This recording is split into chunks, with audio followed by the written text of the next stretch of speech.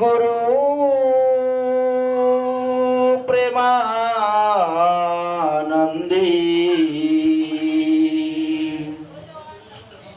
निताई गौर शीतनाथ हरि हरि बोल। वंदे अहं श्री गुरु श्री जगत पद कमलम श्री गुरुर्न वैष्णवांश्च श्री रूपं सगिरजातं रघुनाथं पितं तं सजीवं साधौत शवधौतं परिजनसहितं कृष्ण चैतन्य देवं वन्दे राधा कृष्ण पदान सहगण ललिता विशाखान्वितंश्च गुरुवे गौरचन्द्राय राधिकायै तदालये कृष्णाय कृष्ण भक्ताय तद्भक्ताय नमो नमः। जैसा प्रसादत भगवत प्रसादो जैसा प्रसादान्न गति कतुयपि ध्येयं स्तुवामि तस्य यशस्श्रीचन्दं वन्दे गुरु श्री चरणारविन्दम् आजानो लम्बिता भुजा कनकावदातु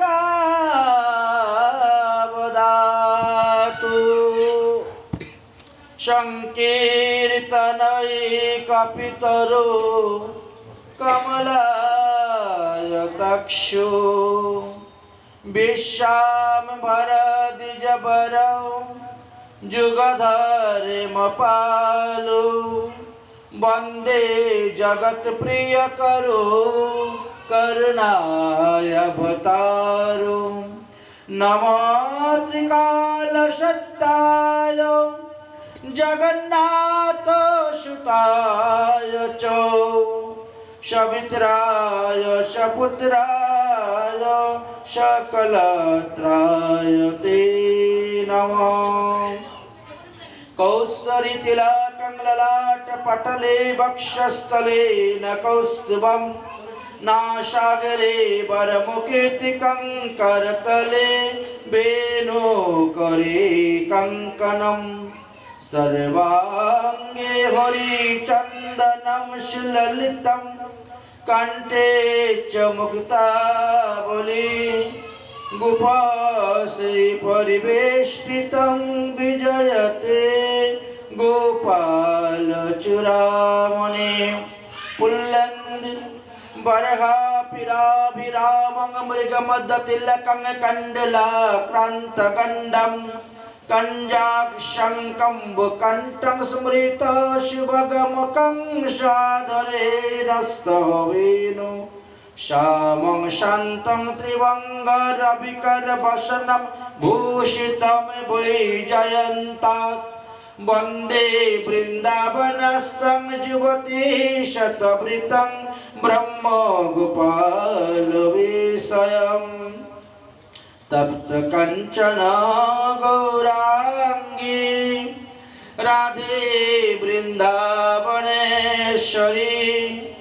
विश्वभानुसुते देवी तं नमामि हरिप्रिये नारायणं नमस्कृतं नरं चैव नरोत्तमं देवीं सरस्वती व्यासेन ततो जयमुदीरये शूरसवयश किशोरमूर्ति क्षेमवर्णा दिगंबरं व्यासनंदन सुखमुनिचरणे कोटि कोटि करतो प्रणाम।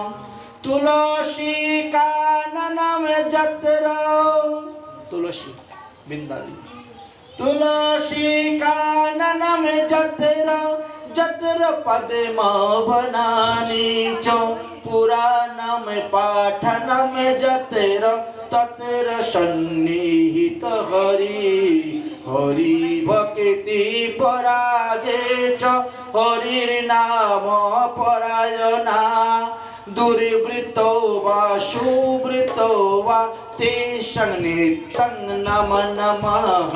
पञ्चकल्पतरुभ्यश्च कृपा सिन्धुभ्यो एव च पतितानां पावनेभ्यो वैष्णवेभ्यो नमो नमः। जय रूप सनातन भट्ट रघुनाथ श्रीजीव गोपाल भट्ट दास रघुनाथ। जय गोस्वामीर करि चरण वंदन जहा हইতে বিঘ্ন নাশ অভীষ্ট পুরাণম। সকল শ্রোতাষ্টমতৃবৃন্দে করি নমস্কার কৃপা করি চরণ ধুলি দাও শিরেতে আমার। দুর্গমে প্রতিমেন বর্ষ স্কলত পদে নাগতের মোহ শকরি পাজষ্টিলানেন সন্তু সন্তু অবলম্বনম। बोलो श्रीमद् भागवत महापुराण की जय। श्री कृष्ण द्वैपायन बद्रिवास जीव की जय। श्री सुता मुनि की जय। श्री शुका मुनि की जय। षष्टि सहस्राणि ऋषिवृंद की जय। आपन आपन गुरुदेव की जय। आपन आपन इष्ट देव की जय। आस्थान पुरुष की जय। जय जय श्री राधे श्याम निताई गौर हरि हरि बोल। सर्वो वेदांत सारहि श्रीमद् भागवतम् मृष्यते तादृशामृतं तिपितस्य अन्यत्र सातिरति कश्चित्। श्री भक्तबिंदगण श्रीमद् भागवत महापुराण शुकमुनि परीक्षित महाराज के बोलें हे राजन আমি তোমাকে সর্ববেদান্ত সার শ্রীমদ্ ভাগবত কথা শ্রবণ করাবো। চারি বেদ দধি ভাগবত নবনীত মথিলেন সুখদেব খাইলেন পরীক্ষিত। এই ভাগবত কথামৃত এত শক্তি যে সমুদ্র মন্থনের সময়ে যে অমৃত উঠেছিল তার থেকেও শতগুণ সহস্র গুণ কোটি গুণ শ্রেষ্ঠ। কারণ সমুদ্র মন্থনের সময়ে যে অমৃত উঠেছিল তার দ্বারা ব্রহ্মার একদিন পর্যন্ত দেবতারা জীবিত থাকছেন, তারপরে তাদেরও পতন হয়ে যাচ্ছে। কিন্তু ভাগবত কথামৃত যদি কেউ পান করেন, বললেন যে শত শত ব্রহ্মার যদি পতন হয় তথাপিও তার পতন হয় না। কোথায় কাচ আর কোথায় মণি। তাই তো দেবতারা এসেছিলেন সুখদেব গোস্বামীর নিকটে, মহারাজ ভাগবত রূপী কথামৃত আপনি আমাদেরকে দিয়ে দিন, আর অমৃতের কলস নিয়ে আমরা এসেছি, সেই সুধা আপনি পরীক্ষিতকে নিয়ে পান করান, পরীক্ষিত অমর হয়ে যাবে। সুখদেব বললেন যে না, অভক্তাংশ ন দদাউশ্চ কথামৃতম। হে দেবগণ, তোমরা অভক্ত। কেন বললেন?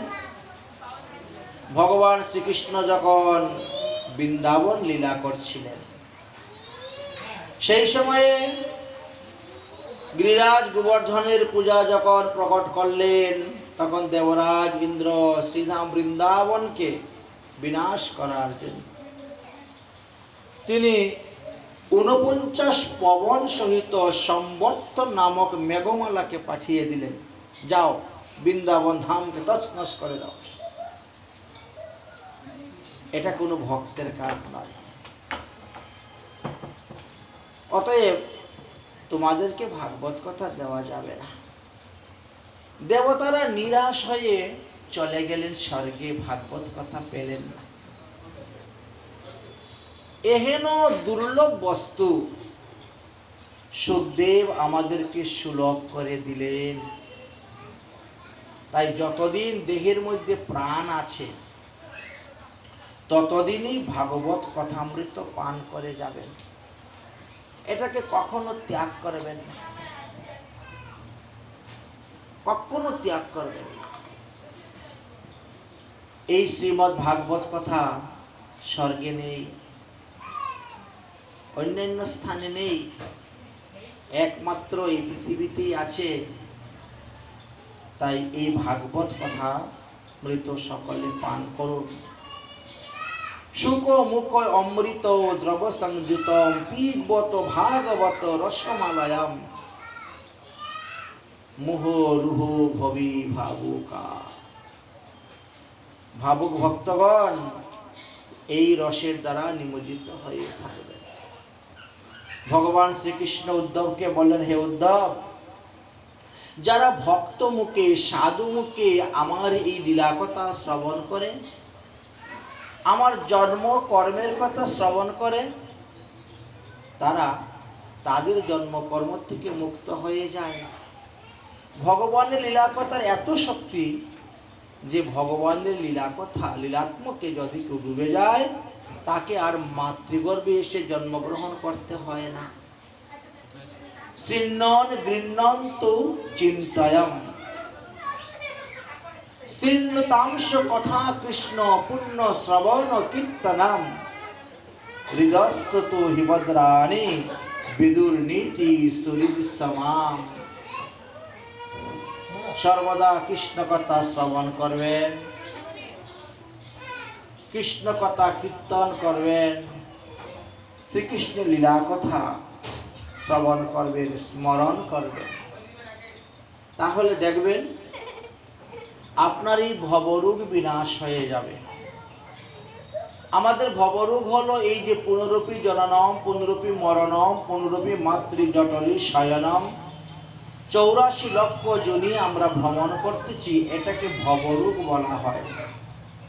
আর এই ভবরোগ বিনাশের একমাত্র ঔষধই হলো শ্রীমদ্ ভাগবত কথামৃতম।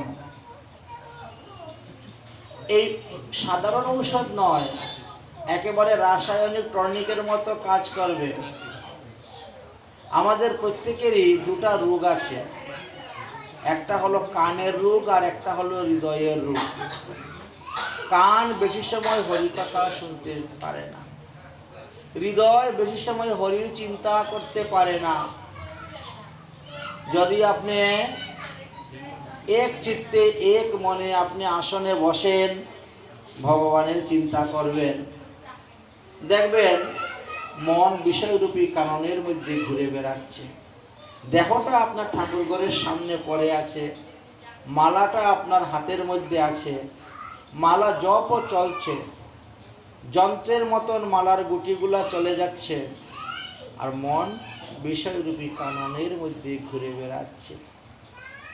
এই চঞ্চল মনকে যদি স্থির করতে হয়, ধীর করতে হয়, শান্ত করতে হয়, তাহলে সাধুসঙ্গ করতে হবে, সৎসঙ্গ করতে হবে। সৎসঙ্গের দ্বারাই এই চঞ্চল মনকে আপনি বশে আনতে পারবেন। কাম, ক্রোধ, লোভ, মোহ, মদ, মৎসর্য, দম্ভ সহ এরা প্রত্যেকেই আপন আপন স্থানে টেনে নেওয়ার চেষ্টা করে মনটাকে। কিন্তু আপনি যদি অর্জুনের মতন আপনার এই দেহরথের সারথি শ্রীকৃষ্ণকে বানিয়ে ফেলতে পারেন, তাহলে এই পশুগুলা আর আপনাকে এদিক ওদিক টেনে নিয়ে যেতে পারবে না। এই জন্য ভগবান শ্রীকৃষ্ণকে হৃদয় সিংহাসনে বসানোর চেষ্টা করতে হবে। ভগবান শ্রীকৃষ্ণ বড় দয়াময়, বড় কৃপাময়। তিনি বললেন যে হৃদয়স্থ তু হিবদ্রাণী, যদি কোনো ভক্ত মনে মনে চিন্তা করে যে আজকে অমুক জায়গায় পাঠ হচ্ছে, আমি যাব হরিকথা শ্রবণ করতে, ভগবানের লীলাকথা হচ্ছে, আমি লীলাকথা শ্রবণ করতে যাব, সঙ্গে সঙ্গে ভগবান তার হৃদয় আকাশকে জুড়ে ধরে বসে, তাকে সে সুযোগ করে দেন, তাকে সময় করে দেন। ভাগবত মহাপুরাণে ব্যাসদেব বললেন অল্প ভাগ্যে কেউ ভাগবত কথা শ্রবণ করতে পারে না। বহু জন্মের স্বীকৃতি যদি একত্রিত হয় তবেই ভাগবত কথা শ্রবণের সময় তার পাওয়া যায়, সুযোগ পাওয়া যায়, না হলে সময় পাওয়া যায় না। তাই ভগবান বললেন যারা আমার লীলাকথা শ্রবণ করতে এখানে এসেছে তারা সবাই আমাকে ভালোবাসে। যদি আমাকে ভালো নাই বা বাসত, তাহলে কি এই রাতের অন্ধকারে এই দুর্যোগ, মেঘ বৃষ্টি, ঝড় বৃষ্টি, কত কিছু তার মধ্যে আসতো না। আমাকে ভালোবাসে বলেই আমার লীলাকথা শ্রবণ করার জন্য তারা এসেছে। তাহলে আমার কর্তব্য আমি তাদের হৃদয়ের মধ্যে গিয়ে বসব। কিন্তু দুর্ভাগ্যের বিষয়, সকলের হৃদয়ে তো বসার মতন স্থান ভগবান পান না। কেন পান না?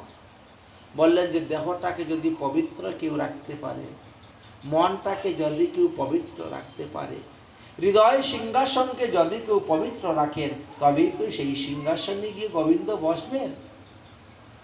যাবস্তু পাপে হৃদয়ম মলিনাম, যতদিন পর্যন্ত পাপের দ্বারা আমাদের হৃদয় মলিন থাকবে ততদিন পর্যন্ত শ্রী গোবিন্দ সেখানে এসে বসতে পারেন না।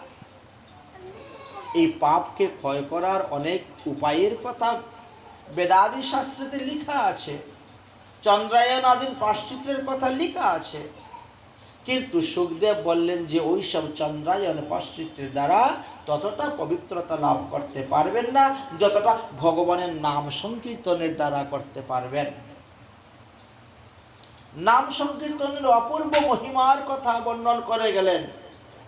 নাম সংকীর্তন যস্য সর্ব পাপ প্রণাশনম প্রণাম দুঃখ সমনস্তং তং নমামি হরি পরম। দান করলে পরে দেহ শুদ্ধ হয়, দান করলে পরে ধন শুদ্ধ হয়, স্নান করলে পরে দেহ শুদ্ধ হয়, আর নাম করলে পরে মন শুদ্ধ হয়। মনের অধিষ্ঠাত্রী দেবতা হলেন চন্দ্র, বুদ্ধির অধিষ্ঠাত্রী দেবতা হলেন সূর্য। তো বুদ্ধিকে যদি স্থির না করা যায় তাহলে মন স্থির হবে না। তো আগে বুদ্ধিটাকে সংযম করতে হবে। এই জন্য ভাগবতে আগে সূর্যবংশের কথা বলেছেন, তারপরে চন্দ্রবংশের কথা বলেছেন। বুদ্ধিকে আগে শুদ্ধ করতে হবে। বুদ্ধি শুদ্ধ হলেই সঙ্গটা শুদ্ধ হবে, আহারটা শুদ্ধ হবে, তারপরে শুদ্ধ আহারের দ্বারা ক্রমে ক্রমে আপনার এই পঞ্চ জ্ঞানেন্দ্রিয়, পঞ্চ কর্মেন্দ্রিয় তারাও শুদ্ধ হয়ে যাবে।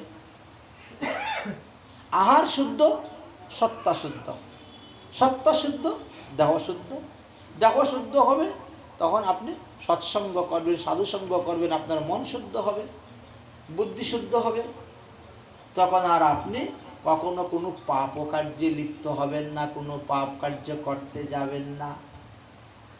কিন্তু যারা চান্দ্রায়নাদি পাশ্চিত্র করে যাচ্ছে তারা কিন্তু পাপও করে আবার পাশ্চিত্রও করে, দুটাই করে যাচ্ছে। এতে তো লাভ হলো না, এটা হস্তস্থানের মতন বিফল। পাপও করলাম আবার পাপের পাশ্চিত্র করলাম, পাপ করলাম আবার পাপের পাশ্চিত্র করলাম, এতে কোনো লাভ হবে না। তাহলে তারা কেন করে পাপের পাশ্চিত্র? এই কারণেই করে শাস্ত্রে লেখা আছে, মৃত্যুর পূর্বে যদি আপনার পাপের প্রায়শ্চিত্ত আপনি না করেন, তাহলে মৃত্যুর পরে আপনাকে ঘোর নরক যন্ত্রণা ভোগ করতে হবে। যম মহারাজের একটা রাজধানী আছে, সেখানে 84 লক্ষ নরককুণ্ড আছে। শ্রীমদ্ ভাগবত মহাপুরাণে তার 28টা নরকের বর্ণন করে গিয়েছেন, ভয়ঙ্কর নরককুণ্ড 28টি।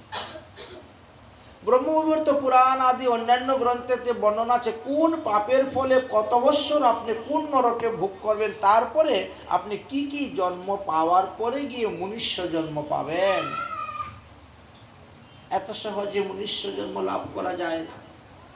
এই জন্য বলা হয়েছে দেবের দুর্লভ এই মনুষ্য জন্ম। দেবতারাও বাঞ্ছা করেন এই ভারতবর্ষে এসে তারা মনুষ্য জন্ম লাভ করার জন্য। দেব শরীরে সাধন হয় না, ভজন হয় না, ওটা ভোগের শরীর। এই জন্য তারা বাঞ্ছা করে। আর সেই দেবের দুর্লভ মনুষ্য জন্ম পেয়ে আমরা তা বৃথা সময় নষ্ট করে দিচ্ছি। জীবনে যতটাই পরমায়ু নিয়ে আসি না কেন, অর্ধেক তো নিদ্রাতেই চলে যাচ্ছে। প্রথম 5 বছর তো একেবারে শিশু নাবালক, কিছুই বুঝতে পারি নাই। তারপরে 15 বছর লেখাপড়ায় চলে গেল। তারপরে সংসার আশ্রমে যারা প্রবেশ করেছেন তাদের আরো অনেকটি বছর চলে গেল। ভজন করবে কখন? বলে যখন আমার অনুকূল পরিবেশ হবে তখন ভজন করব। ভুল সিদ্ধান্ত আপনার মনে।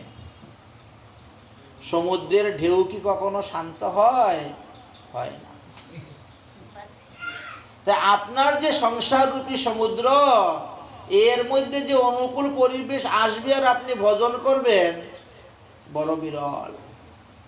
ওই প্রতিকূলের মধ্যেই আপনাকে ভজন করে যেতে হবে, প্রতিকূলের মধ্যে। কারণ যমস্য করুণা নাস্তি ধর্মস্য তরিতা গতি। যখন সময় আসবে ঠপ করে ধরবে, নিয়ে চলে যাবে। তখন যদি আপনি বলেন আরে দাঁড়ান দাঁড়ান, আমি একটু স্নানটা করে একটু তিলক করে নেই, একটু আন্নিকটা করি, তারপরে যাব, সময় দিবে না, সময় দিবে না, ধরবে, নিয়ে পলাবে। মহারাজ ভরতকে পর্যন্ত সময় দেয় নাই। যে ভরত মহারাজ ঋষভদেবের পুত্র ছিলেন, বহু বৎসর রাজত্ব করলেন। তারপরে পুত্রদের উপর রাজ্যভার অর্পণ করে তিনি বনে গেলেন হরির ভজন করতে। হরির ভজন করতে বসে অল্প সময় হরিণের চিন্তা করেছিলেন। আমরা তো 24 ঘন্টায় বিষয়ের চিন্তা করি, কতক্ষণ হরির চিন্তা করি। উনি 24 ঘন্টা হরির চিন্তা করছেন, তার মধ্যে একটু সময় হরিণের চিন্তা এসে গেছে। আরে আজকে দরজাটা তো ভালো করে বন্ধ করে আসি নাই, হরিণ বাচ্চাটাকে তো বেঁধে আসি নাই, যদি দরজা ফাঁক করে বেরিয়ে যায় তো বাঘ সিংহ কিছু খেয়ে ফেলবে। এই দেখেন মায়া, দৈবেশাং গুণমহি মম মায়া দূরত্বয়া মাম বহে প্রপদ্যন্তে মায়া মেতান্তরান্তিতে। মায়া যে কখন এসে কাকে কিভাবে ধরবে বোঝা যায় না।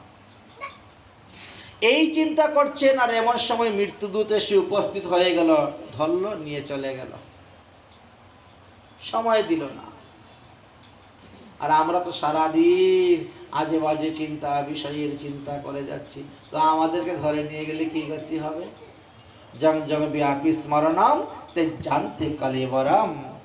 ওই মৃত্যুর সময়ে যে যে চিন্তা করবে পরবর্তীতে সেই দেহই প্রাপ্ত হবে। যার ফলে ভরত মহারাজ এত সাধন ভজন করা সত্ত্বেও পরজন্মে তিনি হরিণ যোনিতে গিয়ে জন্মগ্রহণ করলেন। একটু ভুলের জন্য, একটু ভুলের জন্য। দেবতারাও যদি একটু ভুল করেন তাহলে তারা দেবলোক ত্যাগ করে পৃথিবীতে এসে মনুষ্য হয়ে জন্মগ্রহণ করেন। তার প্রমাণ ভুরি ভুরি শাস্ত্রে দেওয়া আছে, ভুরি ভুরি দেওয়া আছে। আর আমরা তো মানুষ, আমরা যদি ভুল করি তাহলে আমাদের জন্মটা কোথায় হবে একবার চিন্তা করতে হবে। তাহলে তো অতল, বিতল, সুতল, তলাতল, মহাতল, রসাতল, পাতাল কোথায় যে হবে? ঊর্ধ্বগতি তো হবে না। ঊর্ধ্বগতি তাদেরই তো হয়, ঊর্ধ্বন গচ্ছতি সত্তাহা। যারা শতগুণের অধিকার লাভ করতে পেরেছে তারা ঊর্ধ্বে যাবে। যদি আমি সত্যগুণ, সাত্বিক গুণ আমার দেহের মধ্যে অর্জন করতে না পারি, আমি সাত্বিক আহার করতে না পারি, সাত্বিক বিহার করতে না পারি, শতগুণ আমার দেহের মধ্যে বৃদ্ধি না হয়, তাহলে আমার আত্মার ঊর্ধ্বগতি তো হবে না, বরং আত্মার নিম্নগতি হয়ে যাবে। হয়তো এখন মানুষ আছি, তারপরে হয়তো পশু পাখি কীট পতঙ্গ হতে পারি, কর্ম অনুসারে, বাসনা অনুসারে। একমাত্র ধ্রুবই পেরেছিলেন মৃত্যুদূতকে দাঁড়া করিয়ে দিতে, আর কেউ পারেন নাই। ধ্রুব এমন ভাবে ভজন করেছিলেন যে ভজনেতে তিনি সিদ্ধি প্রাপ্ত হয়ে গেছিলেন। যখন ভগবান বিষ্ণু বৈকুণ্ঠ থেকে বিমান পাঠালেন, যাও ধ্রুবকে বিমানে বসিয়ে নিয়ে আসো, যম মহারাজ তখন মৃত্যুদূতকে বললেন, মৃত্যুদূত, ধ্রুবের যাওয়ার সময় এসে গেছে, অতএব তুমি যাও। তুমি গিয়ে তাকে স্পর্শ করলেই তার এই দেহটা এখানে পড়ে থাকবে, আর সে সূক্ষ্ম দেহ, দিব্য দেহ ধারণ করে রথের মধ্যে বসে চলে যাবে। মৃত্যুদূত এসে সংবাদ দিলেন, ধ্রুব, তোমার যাওয়ার সময় এসে গেছে, এবার আমি তোমার সেবা করার জন্য এসেছি। কি সেবা? না, তোমাকে স্পর্শ করলেই তোমার এই দেহটা এখানে পড়ে থাকবে, আর তুমি দিব্য দেহ ধারণ করে বিমানের মধ্যে বসে তুমি নিত্যধামে চলে যাবে, ধ্রুব লোকে। ধ্রুব বলছেন, আমি তো যাওয়ার জন্য এখনো প্রস্তুতি হই নাই। যাওয়ার জন্য তো প্রস্তুত হতে হয়। দেখেন, আজকে সকালবেলা আমার স্নানও হয় নাই, এখনো তিলক সন্ধ্যা করি নাই। আপনি বসুন। মৃত্যুদূতকে বসিয়ে রেখে দিলেন। ধ্রুব স্নান করলেন, দাদুর সঙ্গে তিলক করলেন, গুরুমন্ত্র জপ করলেন, আহ্নিক করলেন, ভগবানের সেবা পূজা আদি করলেন। ততক্ষণে বিমান তো এসে উপস্থিত হয়ে গেছে। বিমান এসে গেছে, তাহলে চলে যেতে হবে। মৃত্যুদূত বলে, আমি যে আসলাম, আমার কাজটা। ঠিক আছে, বসো। মৃত্যুদূতের মাথার মধ্যে পা দিয়ে ধ্রুব উঠে গেলেন রথের মধ্যে, বিমানে। মৃত্যুদূত তিনার দেহটাকে নিতে পারল না। কৃষ্ণ ভজন করতে করতে দেহটাই চিন্ময় হয়ে গেল, অপ্রাকৃত চিন্ময়। প্রসাদের এতই মহিমা, এত গুণ, হরিনামের এত মহিমা, যে এই পঞ্চভৌতিক দেহটাও অপ্রাকৃত চিন্ময় হয়ে গেল। মৃত্যুদূত দৌড়ে গিয়ে উপস্থিত হয়েছেন যম মহারাজের কাছে। সম্পূর্ণ বিপরীত। এই রকম ঘটনার কখনো ঘটে নাই। আমি যাকে স্পর্শ করি তার শরীর এখানে পড়ে থাকে, কিন্তু ধ্রুবের শরীর আমি রাখতে পারলাম না। সে আমার মাথার মধ্যে পা দিয়ে বিমানে উঠে চলে যাচ্ছে। প্রভু, আপনি একটু দেখুন। যম মহারাজ সঙ্গে সঙ্গে ছুটছেন, ধ্রুব দাঁড়াও, ধ্রুব দাঁড়াও, ধ্রুব দাঁড়াও। বিমান ছুটছে, বিমান চলে যাচ্ছে, ধ্রুব দাঁড়াচ্ছেন না। তখন বড় চিন্তার মধ্যে পড়ে গেলেন।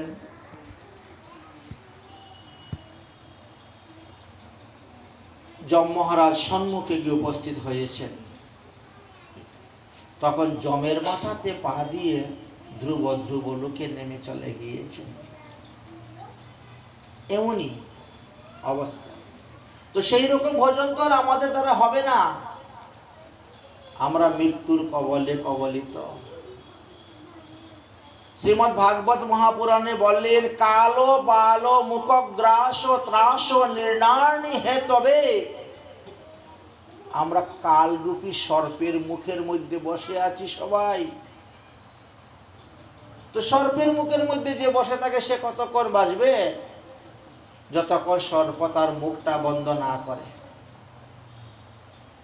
ভগবান শ্রীকৃষ্ণ বৃন্দাবন লীলা করতে গিয়ে অগাসুর বধ করেছিলেন। সেই অগাসুর সর্পের মুখের ভিতরে সব সখাদেরকে নিয়ে প্রবেশ করেছিলেন।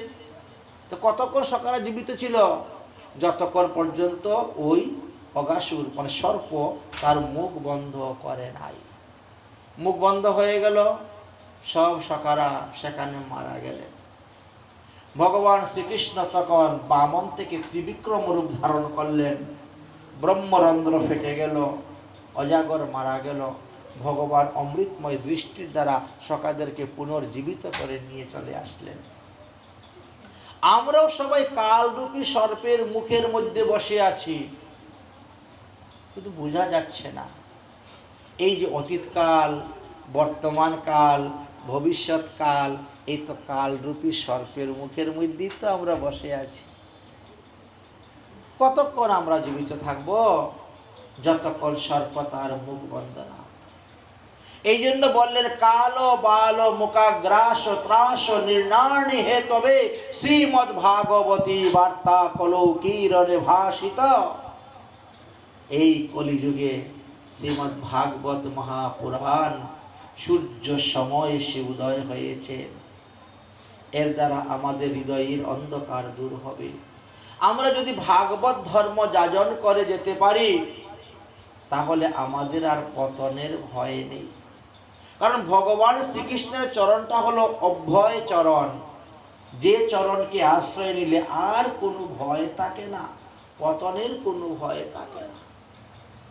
এই জন্যই ভাগবত মহাপুরাণে পরীক্ষিতকে নিমিত্ত করিয়া আমাদের সবাইকে উপদেশ দিলেন।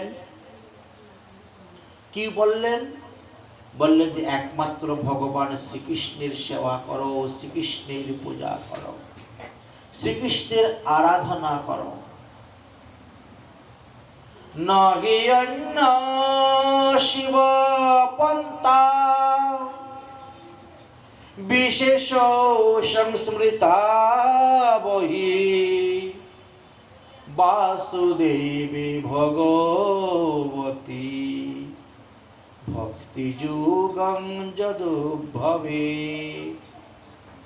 দেবাদিদেব মহাদেব থেকে আরম্ভ করে আমাদের অনেক অনেক দেবদেবীগণ আছেন, কিন্তু কেউ আপনাকে মুক্তি দিতে পারবে না। কেউ আপনাকে জন্মমৃত্যুর হাত থেকে রক্ষা করতে পারবে না। কারণ মুক্তি তো হলেন ভক্তি দেবীর দাসী। তো যারা ভক্তিকে আশ্রয় করেছে তাদের মুক্তি হবে। ভক্তি দেবীর চরণ যারা আশ্রয় করে নাই, তাদের মুক্তি কোথা থেকে হবে? তাই ভক্তি দেবীর দাসী হলেন মুক্তি দেবী।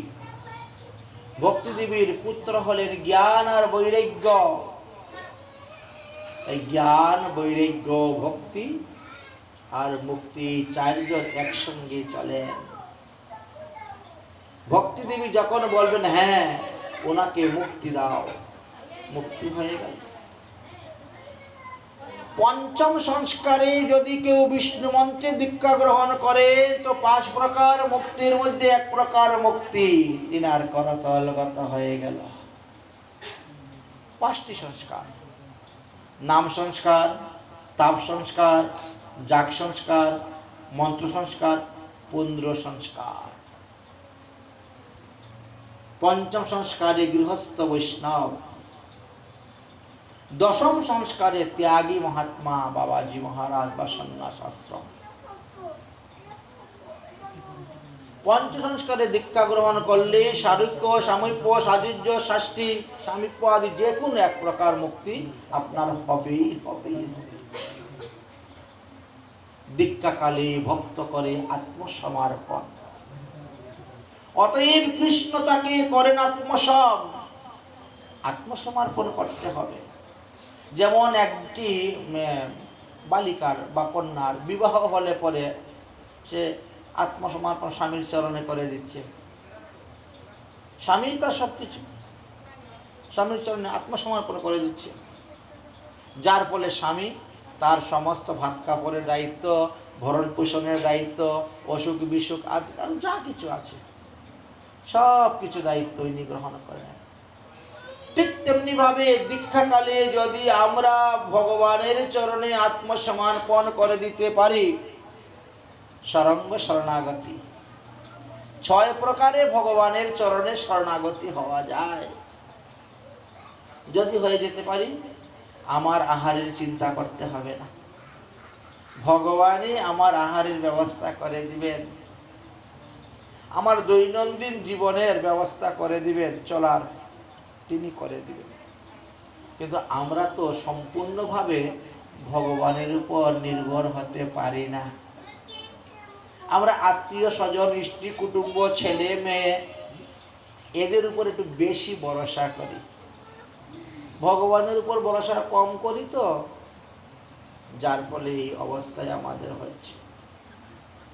বর্তমান জগতের যে জড় জগতের লেখাপড়া, এর দ্বারা তো অনেকেই নাস্তিকতাই হয়ে যাচ্ছে, ভগবান যে আছেন সেটা বিশ্বাসই করে না। এই কিছুদিন আগে রাজস্থানে একটা ঘটনা ঘটেছে। রাজস্থান একজন কৃষ্ণ ভক্ত ছিলেন, তো তিনি ফার্মেসি, ওনার আয়ুর্বেদিক ওই অ্যালোপ্যাথিক ঔষধের দোকান, ফার্মেসি। তো উনি ঠাকুরের, ভগবান শ্রীকৃষ্ণের ফটো রেখেছেন, চিত্রপট রেখেছেন। প্রতিদিন দোকান খুলে ঠাকুরের ফটোটা মুছিয়ে ওখানে দুটা ফুল তুলসী দিয়ে একটা লাড্ডু ভোগ দিয়ে উনি ধূপ ধুনা দেখাতেন, তারপরে উনি দোকানদারি করতেন। তো ছেলে ধীরে ধীরে বড় হয়েছে, লেখাপড়া শিখে, ছেলেও খুব উচ্চশিক্ষিত, গ্র্যাজুয়েট হয়েছে। এতদিন বাইরে ছিল, লেখাপড়া শিখেছে, এইবার সে বাড়িতে এসেছে, চাকরি বাকরি হচ্ছে না। তো বাবা বললো যে যা, তাহলে আমার সঙ্গে দোকানদারি কর, আমার এই ফার্মেসিটা চালা, তাহলে হবে। এখন সে ফার্মেসিতে ঢুকে গিয়ে দেখে তার বাবা এইসব করতেছে। বাবা, এইসব কি করতেছ? আরে ভগবান টগবান কিছু নাই। ছেলে বাবাকে শিখাচ্ছে, বাবা মুস্কি মুস্কি হাসতেছেন। হ্যাঁ, আর ওর সঙ্গে তো তর্ক করে পাওয়া যাবে না। বাবা, এইসব তোমাদের ভুল ধারণা। এই যে তোমাদের শাস্ত্রে লেখা আছে, সূর্য 1 মিনিটে এত কিলোমিটার যায়। বাবা জানো, নাসা পরীক্ষা করে দেখেছে, পৃথিবী ঘুরে, সূর্য ঘুরে না। ওই সব জায়গাতে বিজ্ঞান ঢুকাচ্ছে, বুঝেছেন? ছেলে ঢুকিয়ে ঢুকিয়ে বাবাকে বলে, বাবার কিছু বলে, ওর সঙ্গে পারেন না কথা বলে, বাবার তোরা জ্ঞান নেই। তবে ওনার নিষ্ঠার সহিত, শ্রদ্ধার সহিত, ভক্তি সহিত ইনি ঠাকুরের সেবা পূজা করে যান। ছেলের কিন্তু এগুলো ভালো লাগে না। ইনি বৈজ্ঞানিক যুক্তির দ্বারা প্রত্যেকটাকে খণ্ডন করার চেষ্টা করে যান, তো বাবা আর কিছু বলে না।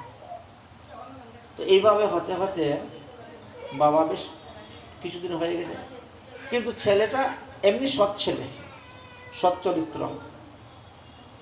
ভগবান মানে না, কিন্তু ছেলেটা এমনি সৎ চরিত্রবান। এই জন্য তার বাবা, ঠিক আছে আমার ছেলে তো ভালো ছেলে। তো দেখতে দেখতে বাবা এবার অসুস্থ হয়ে পড়ে গেছেন। তিনি বলছেন যে আমি মনে হয় আর বাঁচব না, আমি মনে হয় এর মধ্যেই মারা যাব। তো আমার মৃত্যুর আগে বাবা আমি তোকে দুটা কথা বলবো, তুই আমার দুটা কথা রাখবি তো? বলে হ্যাঁ রাখবো। বলো তোমার কি দুটা কথা? বলে আমার প্রথম কথা হলো, তুই ভগবান মানিস আর না মানিস তাতে আমার কিছু যায় আসে না, কিন্তু প্রতিদিন আমার এই ঠাকুরটাকে আমার মতো পূজা করবি। এটা আমার কথা রাখার জন্য। আমার এই ঠাকুরটাকে প্রতিদিন মুছবি, চন্দন দিবি, ফুল তুলসী দিবি, একটা লাড্ডু ভোগ দিবি, তারপরে তুই ব্যবসা শুরু করবি। এক নম্বর। দ্বিতীয় কথা, যদি কোনোদিন কোনো বিপদে পড়িস, তাহলে ওই আমার ঠাকুরের সামনে হাত জোড় করে এই বিপদের কথাগুলো বলবি, আর কিছু না। বাস আমার এই দুইটা যদি কথা তুমি পালন করতে পারো, তাহলেই আমি অন্ততপক্ষে মরলে পরেও শান্তি পাবো। তো সে বলছে ঠিক আছে, তাই হবে, তাই হবে, ঠিক আছে। এখন কিছুদিন পরে দেখা গেলো আর বাবা মারা গেলেন। মারা যাওয়ার পরে সে তার পিতার ওই বাক্যটাকে পালন করার জন্য শ্রদ্ধা টদ্ধা নেই, ভক্তি টক্তি নেই। ও বাবা বলছে যখন, ঠিক আছে ফটোটাকে মুছে দিলাম, একটা ধূপকাঠি লাগিয়ে দিলাম, বাস দোকানদারি করলাম, চলছে। এইভাবে কিছুদিন গত হয়ে গেছে। এবার দোকানের মধ্যে অনেক ইঁদুরের উৎপাত শুরু হয়ে গেছে। ইঁদুরে অনেক কিছু কেটে কুটে নষ্ট করে দিচ্ছে। তো সে একজনকে বলছে, ভাই ইঁদুর মারার বিষের বোতল নিয়ে আসবি। তো যেদিন ইঁদুর মারার বিষের বোতল ওর বন্ধু একজন কিনে নিয়ে আসছে, সেদিন খুব ঝড় বৃষ্টি শুরু হয়েছে।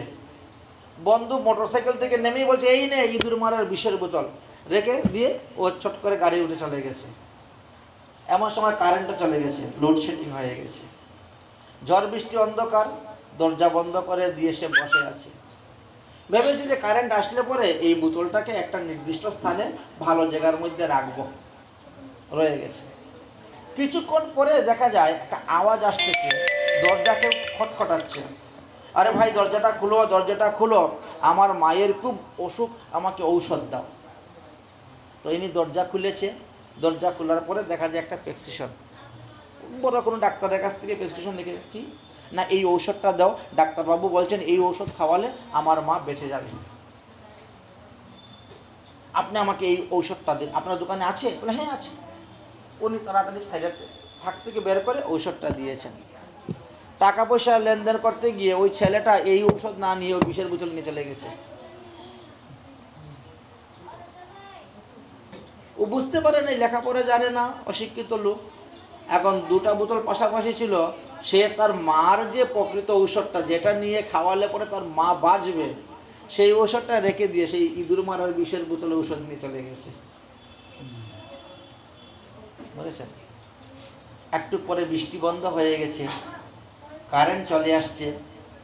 এখন সেই ছেলেটা যে দোকানদারি করে, দোকানদার, সেই ছেলেটা, আরে এই তো বিষের বোতল নিয়ে চলে গেছে, ঔষধের বোতল তো এখানে রয়েই গেছে, সর্বনাশ, সে তার মাকে বাঁচানোর জন্য ঔষধ নিয়ে যাচ্ছিল, এখন বিষ খাওয়ালে তার মা তো আরো মরে যাবে। তখন তার বাবার কথা মনে পড়েছে, যে হ্যাঁ বাবা বলছিল যদি কোনোদিন কোনো বিপদে পড়ি তাহলে ওই ঠাকুরের সামনে হাত জোর করে বলা, আচ্ছা দেখি, বলেছেন। তখন দুই হাত জোর করে ঠাকুরের সামনে হাত জোর করে বলছে, হে ঠাকুর, হ্যাঁ ওই ছেলেটা যেন ওই বিষের বোতলটা তার মাকে না দেওয়া বা নোট ব্যবস্থা করে, না হলে তোর মা মরলে সেই পাপটা আমারই হবে, আমারই হবে সেই পাপটা। হ্যাঁ তুমি যদি থেকে থাকো, তুমি আছো কিনা তুমি জানি না, যে তুমি যদি থেকেই থাকো তাহলে যেভাবেই হোক তার মাকে আপনি রক্ষা করুন, যাতে তার মা এই বিষের বোতল না খায়, ঔষধটা সেবন না করায়, সে তার মা বেঁচে যায়। এইভাবে খুব অনুনয় বিনয় করে স্তুতি করতে শুরু করেছে। তো ছেলেটা এমনি ভালো, সৎ ছেলে, সৎ চরিত্রবান ছেলে, কিন্তু ওই লোকের পাল্লায় পরে এরকম হয়েছে, না নাস্তিকতা বুদ্ধি চলে এসেছে। তো এইভাবে হাত জোর করে স্তুতি করতে করতে করতে করতে কিছুক্ষণ আবার দেখা যায় কে এসে দরজার মধ্যে খটখটাচ্ছে, ডাক্তারবাবু ডাক্তারবাবু দরজাটা খুলুন। দরজা খুলে দেন সেই ছেলে, এ কি তুমি আসছো? বলে হ্যাঁ। শিশিটা কোথায়? বলে আমি রাস্তায় চলতে চলতে পিছল খেয়ে পড়ে গেছি, পরে শিশিটা ভেঙে গেছে, আপনি আরেকটা ঔষধ দেন, আমার মাকে নিয়ে সেবন করাবো। কিছুদিন আগে ঘটনাটা ঘটেছে রাজস্থানে, বুঝেছেন? তো আপনি আরেকটি ঔষধ দেন আমার মাকে, না তো মাকে বাঁচবে না, মরে যাবেন। তখন তিনি এই ঔষধটা দিলেন, বলে এইটা নিয়ে যাও, বুঝেছেন? তখন বলেছেন হ্যাঁ সত্যি তো পৃথিবীকে পরিচালনা করার জন্য কেউ না কেউ আছে। এতক্ষণ পরে তার সেই জ্ঞানটা আসলো, পিতার কথাটা। তো এইভাবে দেখা যায় সঙ্গ দোষের কারণে ভালো মানুষও খারাপ হয়ে যাচ্ছে, আবার সঙ্গ গুণের কারণে খারাপ মানুষগুলা ভালো হয়ে যাচ্ছে। কপিল দেব তিনার মা দেবহূতিকে মা বললেন, মা গো শতাং প্রসঙ্গাত্মম অবীর্য সংবিদু, তুমি সাধুমুখে আমার হরিকথা শ্রবণ করলে অতি তাড়াতাড়ি মায়ার বন্ধন থেকে মুক্ত হয়ে তুমি পরম ধাম লাভ করতে পারবে, পরম শান্তি লাভ করতে পারবে। কারণ সাধুদের সঙ্গ করলে কি হয়, হৃদ কর্ণ রসায়নম কথা, সাধুরা হৃদয় আর কানের রোগ ভালো হওয়ার জন্য তারা হরিকথা শ্রবণ করায়। সাধুদের কাছে কখনো বিষয়ের কথা জিজ্ঞেস করবেন না। বিষয়ের সুখ, ইন্দ্রিয় সুখ, দেহ সুখ, সংসার সুখের কথা বলবেন। কিভাবে ভগবান পাদপদ্ম লাভ হয় ইত্যাদি প্রশ্ন করবেন। আমরা নবযুগন্য সংবাদের মধ্যে দেখলাম মহারাজ নিমি যজ্ঞ করেছেন। সেই যজ্ঞতে মহান মুনিগণ ঋষিগণ এসেছেন, সকলের পাদ সম্ভাষণ করিয়া আত্মার কল্যাণের জন্য জিজ্ঞাসা করছেন। কিন্তু বর্তমান জগতে এরকম লোক বড় বিরল। মানুষ সাধু সন্ত দেখলেই বলে, মহারাজ কৃপা করুন আমার ফ্যাক্টরিটা যেন ভালো চলে, ব্যবসা বাণিজ্য যেন ভালো চলে। বিষয় সুখ নিয়ে ব্যস্ত। তিনি বললেন যে কিভাবে ভগবান পাদপদ্ম লাভ করা যায়। শাস্ত্রে যে যে বিধিবিধানের কথা বলেছেন এইগুলা পালন করবে এরকম লোক তো বড় বিরল, কম। কারণ কলিযুগের মানুষ ধৈর্য সহ্য কম, অল্প আয়ু, মন্দ বুদ্ধি। তো তারা কেমন করে ভজন করে ভগবান পাদপদ্ম লাভ করবে? তখন করভাজন বলেছিলেন, কৃষ্ণ বর্ণাতিশায় কৃষ্ণম সাঙ্গপাঙ্গয়স্র পর্ষদম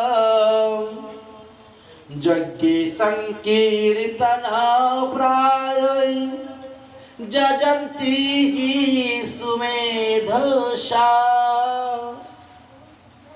এই কলিযুগে যারা সুবুদ্ধিমান মানুষ তারা হরিনাম সংকীর্তন রূপ যজ্ঞের দ্বারা কৃষ্ণ আরাধন করবে। তারা পঞ্চতত্ত্বের উপাসনা করবে, পঞ্চতত্ত্বের মন্ত্র গায়ত্রী তারা জপ করবে, ভগবানের প্রসাদ সেবন করবে,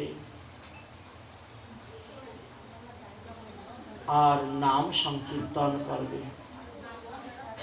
এই কলিযুগের নাম যজ্ঞই সার, অন্য কোন যজ্ঞ করলে নাহি হইবে পার। এই জন্য নাম যজ্ঞটাকে শ্রেষ্ঠ বলা হয়েছে। এই হরিনাম মহামন্ত্র জপনীয় এবং কীর্তনীয়। আমরা জপ করতে পারি, আবার কীর্তনও করতে পারি, কিন্তু কীর্তন করলে সেখানে সংখ্যাটা থাকে না, জপ করলে পরে সংখ্যা থাকে। সংখ্যাপূর্বক হরিনামেতে নিষ্ঠা উৎপন্ন হয়। প্রতিদিন একই নিয়মে যদি কেউ মালা জপ করতে পারে, আর এইভাবে যদি 12 বৎসর পর্যন্ত করতে পারে, তাহলে তিনি মন্ত্রসিদ্ধ হয়ে যাবেন, মালা সিদ্ধ হয়ে যাবেন, সিদ্ধি লাভ হয়ে যায়। যদিও ভগবানের ভক্তরা অনিমা, লঘিমা, প্রাপ্ত, কাম্যা আদি সিদ্ধি চায় না, সিদ্ধি চায় না। কারণ সিদ্ধি যদি কেউ চায় তাহলে সে প্রেম ভক্তিতে বাদ করে যাবে, প্রেম ভক্তিটা পাবে না। মুক্তি চাইলে ভগবান মুক্তি দিয়ে দেন, কিন্তু ভক্তি এত সহজে দেন না, ভক্তিটাকে লুকিয়ে রাখেন। কেন রাখেন? বলে ভক্তিতে সকলের অধিকার নাই, কর্মতে সকলের অধিকার আছে, তাই সবাই কর্ম করে। জ্ঞান, যোগ, প্রাণায়াম আদি এইগুলাতে অধিকার আছে, করেন। কিন্তু ভক্তিতে তো সকলের অধিকার নাই। আচ্ছা, ভক্তিতে কার অধিকার আছে? বলে শ্রদ্ধাবান জন হয় ভক্তির অধিকারী। যাদের শ্রদ্ধা উৎপন্ন হয়েছে তারাই ভক্তির অধিকারী হয়। শ্রদ্ধাবান জন হয় ভক্তির অধিকারী। যাদের দেহে শ্রদ্ধা উৎপন্ন হয় নাই তাদের ভক্তি মন্দিরে প্রবেশের কোনো অধিকারী লাভ করতে পারে নাই। শ্রদ্ধা শব্দের অর্থ হলো বিশ্বাস। ভগবানের প্রতি বিশ্বাস রাখুন। ভগবান আছেন, তিনি আমাদেরকে রক্ষা করবেন। এই বিশ্বাস যদি থাকে তাহলেই ধীরে ধীরে শ্রদ্ধা উৎপন্ন হয়ে যাবে। কিন্তু বর্তমান জগতের লেখাপড়া শিখে মানুষ বিদ্যার যে প্রকৃত ফল সেটা লাভ হচ্ছে না। করে কেন লোক? কৃষ্ণ ভক্তি জানিবারে। আরে সেই যদি না হইল তাহলে বিদ্যায় কি করে? গৌণ ফল হলো আমাদের চাকরি করা, ব্যবসা বাণিজ্য করা, অর্থ উপার্জন করা, বিদ্যা শিক্ষা লাভ করে। কিন্তু মুখ্য ফল হলো ভগবানকে জানা, নিজেকে জানা, আত্মা পরমাত্মা সম্পর্কে জানা, ভগবানের ভজন করা। কিন্তু এত সহজে লোক মানতে চায় না। কলিযুগের মানুষ বড় চালাক, তারা এত সহজে স্বীকার করে নিতে চায় না। তারা পরীক্ষা করে স্বীকার করতে চায়। ভগবানের অস্তিত্ব স্বীকার করার দুটা উপায় তো আছে, একটা হলো আরোহণ আর একটা হলো অবরোহণ। অবরোহণ হলো গুরু বৈষ্ণব ভগবান যা বলে গেছেন, গীতা ভাগবত আদি পুরাণ যা বলে গেছে তাই সত্য। আর আরোহণ হলো পরীক্ষা করে করে করে করে যাওয়া। আরে স্বয়ং ব্রহ্মা পর্যন্ত ভগবানকে পরীক্ষা করতে গিয়ে হেরে গেলেন। ব্রহ্মপচ্যুত হয়ে গিয়েছিলেন। আমরা তো সাধারণ জীব, আমরা আরোহণের দিকে গেলে লাভ হবে না, আমাদেরকে অবরোহণের দিকে যেতে হবে, নিচের দিকে। কিন্তু বর্তমানে এইরকম লোক বড়ই কম যে তিনি ভগবত কথা শ্রবণ করবেন, কীর্তন করবেন, বিশ্বাস করবেন। যদিও জানে সবাই বিশ্বাসে মিলায় কৃষ্ণ তর্কে বহুদূর, তর্ক করে অনেকে অনেক দূরে চলে গিয়েছে। একজন লোক জিজ্ঞেস করছে, ওমা আমার বাবাকে গো? বলছে কেন? এই তো তোর বাবা। না, আমি পরীক্ষা করে দেখবো উনি আমার বাবা কিনা। এখন বিজ্ঞান কত কিছু মেশিন বের করেছে, তো কি করবে রে? না, আমি ডিএনএ পরীক্ষা করে দেখবো উনি আমার বাবা কিনা। আশ্চর্য কথা। তো আমার কথা বিশ্বাস হয় না, মায়ের কথা বিশ্বাস করলে এটা হলো অবরোহ। না, আমি পরীক্ষা করে দেখব। এখন কত উন্নত যুগ হয়েছে, কর। এখন পরীক্ষা করে দেখলো ওর বাবার শরীরে যা আছে আরেকজনের শরীরে তো তা থাকতে পারে। এখন এই বয়সের, ওর বাবার বয়সের লোক না হলো 30-35 কোটি আছে ভারতবর্ষে।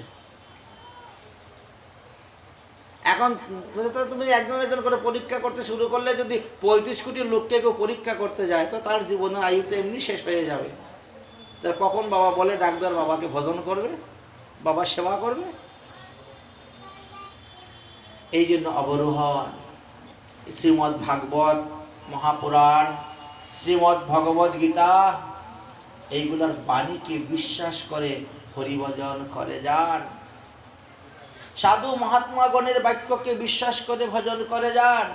কারণ সাধু মহাত্মারা তারা সমস্ত শাস্ত্রকে মন্থন করে ঘেটে তারপরে তারা সিদ্ধান্তে গিয়ে পৌঁছেছেন।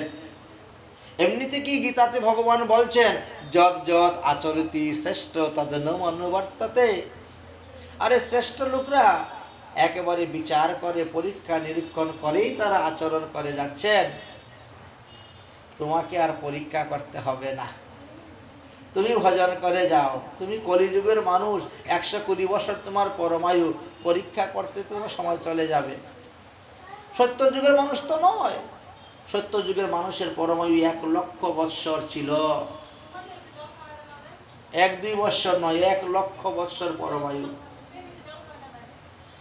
তখনই তারা পরীক্ষা করে না, তুমি এখন পরীক্ষা করতে যাচ্ছ। কোন সময় চোখে দেখা বস্তু আমাদের ভুল হয়, অনুমান সিদ্ধান্ত ভুল হয়। তবে ভগবানের বাক্যেতে ভ্রম, প্রমাদ, বিপ্রলিশ্য, কারণ্যপটবতা এই 4টা দোষ নেই। ভগবান শ্রীকৃষ্ণের মুখনিসৃত বাণী শ্রীমদ্ ভগবদ গীতা, ভগবান শ্রীকৃষ্ণের সাক্ষাৎ অবয়ব দেহ কলেবর হলেন এই শ্রীমদ্ ভাগবত মহাপুরাণ। এই জন্য এতে কোনো অপসিদ্ধান্ত নেই, কোনো কুসিদ্ধান্ত নেই, এতে শুধু সুসিদ্ধান্ত সুসিদ্ধান্তই আছে। নিগম কল্পতরুর গলিত ফলম শুক মুখাদমৃত দ্রব সংযুতম। বেদ বেদান্ত পুরাণ ইতিহাস সমস্ত মন্থন করে সুসিদ্ধান্ত নিয়ে সেই ভাগবত তৈরি হয়েছে। অতএব এই ভাগবতের সিদ্ধান্ত যারা মেনে চলবেন তারা ভাগবত ধর্ম মেনে চলতে পারবে। আর ভাগবত ধর্মকে শ্রেষ্ঠ ধর্ম বলা হয়েছে। আমাদের সনাতন ধর্মের মধ্যে অনেকেই অনেক মত অনেক পথ চলছে, কিন্তু তার মধ্যে সর্বশ্রেষ্ঠ হলো এই শ্রীমদ্ ভাগবত ধর্ম। এই ধর্ম যারা অনুশীলন করছেন তাদের এবব সাগর হবে বালুচর হাটিয়া হইবে পার, এমনই ধর্ম। মহাপ্রভু আসার আগে অনেক ধর্মগুরুরা এসেছেন, ধর্মের অনেক মত পথ প্রচার করে গিয়েছেন, কিন্তু কেউ চিত্তশুদ্ধির কথা বলে যায় নেই। কেউ গোপী প্রেম ব্রজ প্রেম রাগানুগা প্রেম রাধা দাস্যের কথা বলে যায় নাই। একমাত্র মহাপ্রভু নিজে করলেন আস্বাদন, আবার ভক্তদেরকে শিখাইলেন। নিজে করি আস্বাদনে শিখাইলা ভক্তগণে। গম্ভীরাতে দীর্ঘ 12 বৎসর সেইভাবে ভজন করে আমাদেরকে শিক্ষা দিয়ে গেলেন যে তোমরাও সেই রাগমার্গে প্রবেশ করে রাগানুগা ভজন করে যাও। বিধিমার্গে ভজন করলে পার্শ্বদ দেহে বৈকুণ্ঠে যাবে, রাগমার্গে ভজন করলে ব্রজেন্দ্র নন্দন শ্রীকৃষ্ণকে পাবে। অতএব ভগবান শ্রীকৃষ্ণকে যদি পেতে চাও তাহলে তাকে ভালোবাসো, তাকে প্রেমের সহিত শ্রদ্ধার সহিত ভক্তির সহিত তার সেবা করে যাও। যে কোনো রসেই সেবা করো, সে দাস্য রস হোক আর বাৎসল্য রস হোক আর মধুর রস হোক বা সূক্ষ্ম রস হোক, ভগবান তার কাছে সেই রসের মূর্তি হয়েই এসে তাকে প্রকট দেখা দিবেন এবং তাকে কৃপা করবেন। তাই বললেন যদিও রস 12টি আছে তার মধ্যে 5টি প্রধান। শ্রীধাম বৃন্দাবনে শান্ত রসের কোনো ভক্ত নেই, এই জন্য বাকি 4টি রসের ভক্তরা আছেন। তারা এই 4 রসের দ্বারা ভজন করে ভগবান পাদপদ্ম লাভ করে গিয়েছেন। অতএব নিঃসন্দেহে ভাগবত বাক্যকে মেনে চলুন। শ্রীমদ্ ভাগবত মহাপুরাণকে পঞ্চম বেদ বলা হয়েছে। ব্যাসদেব বললেন যে বেদের ভাষ্য অনেকেই অনেকভাবে রচনা করে গিয়েছেন। বেদ পরে বেদের ভাষ্য লিখতে গিয়ে কেউ বলছেন নিরাকার, কেউ বলছেন সাকার, কেউ বলছেন অদ্বৈতবাদ, কেউ বলছেন ব্রহ্মবাদ, কেউ অদ্বৈতবাদ, কেউ দ্বৈতবাদ, কেউ দ্বৈত অদ্বৈতবাদ, এইভাবে প্রচার প্রসার করে যাচ্ছেন, ব্যাখ্যা করে যাচ্ছেন। তো সাধারণ মানুষ তো এর মধ্যে বিভ্রান্ত হয়ে পড়ে যায়। আমরা কোনটা মানব, আমরা কার কথা মানব? কারণ প্রত্যেক সম্প্রদায়ের প্রত্যেক আচার্য তাদের কাছে শ্রেষ্ঠ। যে যে সম্প্রদায়, যতগুলো সম্প্রদায় এখন হয়েছে, সেই সুসম্প্রদায় হোক আর অপসম্প্রদায় হোক, তো প্রত্যেকের আচার্যকে শ্রেষ্ঠ বলে মনে করতেছেন এবং তিনি তিনার আচার্যের বাক্য তিনি পালন করে যাচ্ছেন। তো সাধারণ মানুষ কি করবেন? এই যে বহু মত বহু পথ, তারা কি করবেন, কোথায় যাবেন, কোনটা মানবেন? তখন ব্যাসদেব বললেন তোমাকে আর অন্য কারো ভাষ্য দেখতে হবে না, তুমি সোজা ভাগবত দেখো। বেদের প্রকৃত ভাষ্যই হলো শ্রীমদ্ ভাগবত মহাপুরাণ। অতএব শ্রীমদ্ ভাগবত মহাপুরাণকে তুমি লক্ষ্য করে ভাগবত ধর্ম যাজন করে যাও, তাহলে তোমার আর চিন্তা নেই। যদি 64 প্রকার ভজনের মধ্যে অন্য কোনো ভজন করতে নাও পারো, তাহলে এই শ্রবণাঙ্গ ভজনকে কখনো ছেড়ো না। হরিনাম মহামন্ত্রকে কখনো ছাড়বে না। এই হরিনাম জপ করতে করতে তুমি উত্তম গতি লাভ করতে পারবে। নাম